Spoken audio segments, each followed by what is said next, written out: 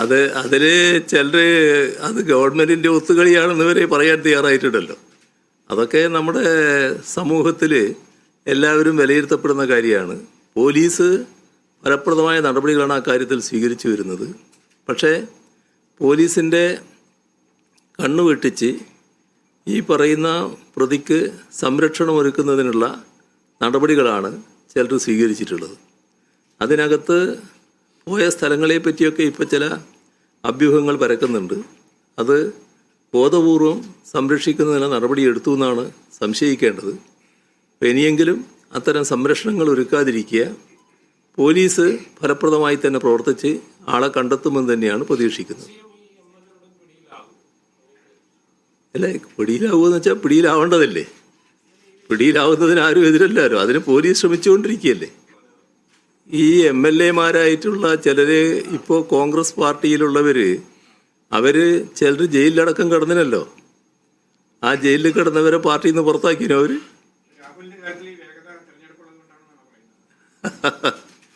രാഹുലിൻ്റെ കാര്യം നമ്മുടെ നാട് സമൂഹം പൊതുവിൽ നല്ല നിലക്ക് കൈകാര്യം ചെയ്യേണ്ടി വന്നത് എന്തുകൊണ്ടാണ്? ഏതെല്ലാം രീതിയിലുള്ള വിവരങ്ങളാണ് പുറത്തു വന്നത്? എത്ര ബീഭത്സമായ കാര്യങ്ങളാണ്. നമുക്ക് സാധാരണഗതിയിൽ പ്രതീക്ഷിക്കാൻ കഴിയുന്ന കാര്യങ്ങളാണോ വന്ന കാര്യങ്ങൾ? ഞാനതാകെ ഇപ്പോൾ വീണ്ടും ആവർത്തിച്ച് പറയാനൊന്നും ഉദ്ദേശിക്കുന്നില്ല. കാരണം നിങ്ങൾക്കെല്ലാവർക്കും അറിയാവുന്ന കാര്യമാണ്. മനുഷ്യ മനസാക്ഷിയുള്ള ആരെയും ഞെട്ടിപ്പിക്കുന്ന വൈകൃതങ്ങളല്ലേ ഉണ്ടായിട്ടുള്ളത്. അതൊരു കൃത്യമായ ഒരു ലൈംഗിക വൈകൃതക്കാരൻ്റെ നടപടികളല്ലേ ഉണ്ടായിരുന്നു. ഒരു പൊതുപ്രവർത്തകന് ചേർന്നതാണോ? പൊതുസമൂഹത്തിന് ചേർന്നതാണോ? അത്തരമൊരു പൊതുപ്രവർത്തകനെ സാധാരണഗതിയിൽ പൊതുപ്രവർത്തനത്തിൽ നിന്ന് ഇത്തരം ആരോപണങ്ങൾ വരുമ്പോൾ തന്നെ മാറ്റി നിർത്താനല്ലേ ശ്രമിക്കേണ്ടിയിരുന്നത്. ഇപ്പോൾ വന്നിടത്തോളം കാര്യങ്ങൾ വന്നാൽ ആദ്യം വന്ന വാർത്തകളെല്ലാവരും ഇത് നേരത്തെ തന്നെ ഇതുമായി ബന്ധപ്പെട്ട വിവരങ്ങൾ നേതൃത്വം അറിഞ്ഞിരുന്നു എന്നല്ലേ പറയുന്നത്.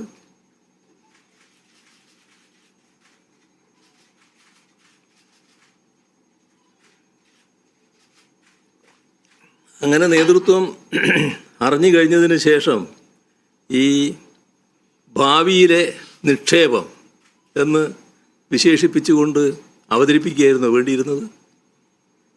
അതൊക്കെ സ്വയമേവ പരിശോധിക്കേണ്ട കാര്യമല്ലേ. ബന്ധപ്പെട്ട നേതൃത്വങ്ങൾ പരിശോധിക്കേണ്ട കാര്യമല്ലേ. സാധാരണഗതിയിൽ ഏതെങ്കിലും ഒരു പാർട്ടിക്ക് അങ്ങനെ ചെയ്യാൻ സാധിക്കുമോ? എപ്പോഴും ഇത്തരം ആളുകളെ അകറ്റി നിർത്താനല്ലേ ഏത് പാർട്ടിയും ശ്രമിക്കേണ്ടത്. ഇന്ത്യൻ നാഷണൽ കോൺഗ്രസ് എന്ന് പറഞ്ഞാൽ മഹത്തായ ഒരു പാർട്ടിയല്ലേ, മഹത്തായ പാരമ്പര്യമുള്ളൊരു പാർട്ടിയല്ലേ. ആ പാരമ്പര്യം തീർത്തും കളഞ്ഞു കുളിക്കുന്നത് ശരിയാണോ? അവരാലോചിക്കേണ്ടതല്ലേ അതൊക്കെ.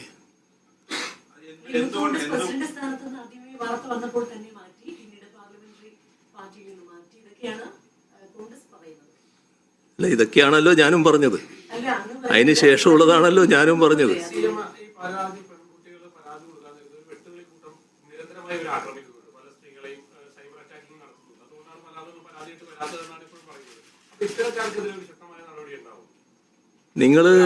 നിങ്ങൾ കാണേണ്ടത് ഇപ്പോൾ ഏറ്റവും ഒടുവിൽ വന്ന പരാതിയിൽ പറയുന്ന കാര്യങ്ങൾ. പരാതി പരിശോധിച്ചാലേ അതിൻ്റെ വസ്തുതകൾ മനസ്സിലാക്കാൻ പറ്റൂ. പക്ഷേ അല്ല എന്നിപ്പോൾ ആർക്കും പറയാൻ പറ്റില്ലല്ലോ.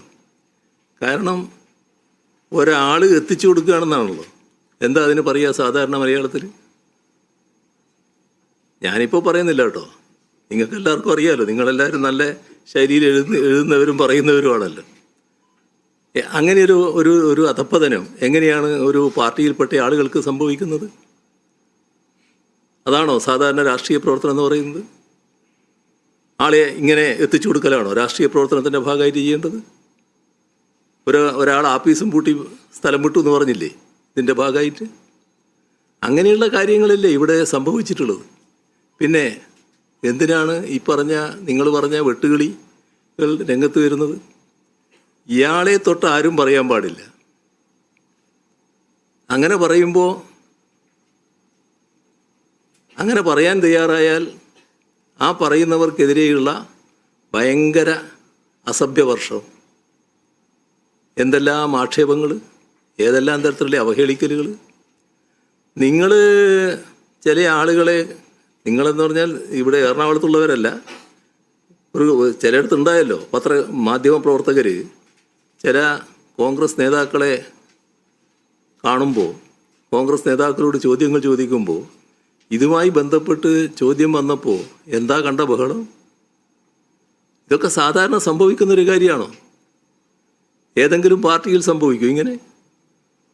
അതും കേരളത്തിലെ ഇന്ന് ജീവിച്ചിരിക്കുന്ന കോൺഗ്രസ് നേതാക്കളിലെ ഏറ്റവും പ്രമുഖൻ അല്ലെങ്കിൽ പ്രമുഖരിൽ ഒരാൾ എന്ന് പറയാവുന്നയാൾ സംസാരിക്കുകയാണ്. ആ സംസാരിക്കുമ്പോഴാണ് സ്വന്തം അനുയായികൾ തന്നെ വലിയ തോതിൽ ബഹളം വെക്കുന്നത്. എന്തുകൊണ്ട് ഇദ്ദേഹത്തെ പറ്റി ചോദ്യം വന്നുകൂടാ? നൽകുന്ന കൃത്യമായ സന്ദേശം എന്താണ്? ആരും ഇദ്ദേഹത്തെ തൊടാൻ പാടില്ല, ഇദ്ദേഹം ചെയ്ത തെറ്റുകളെക്കുറിച്ച് പറയാൻ പാടില്ല, അതെല്ലാം ഞങ്ങളുടെ സ്വന്തമാണ് എന്ന ഒരു സന്ദേശം നൽകിക്കൊണ്ടിരിക്കുകയല്ലേ.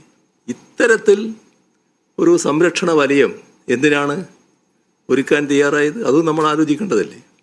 നമുക്ക് ആ വിഷയം വിടാം കേട്ടോ, അത് തന്നെ ഇങ്ങനെ പറഞ്ഞുകൊണ്ടിരിക്കണ്ട.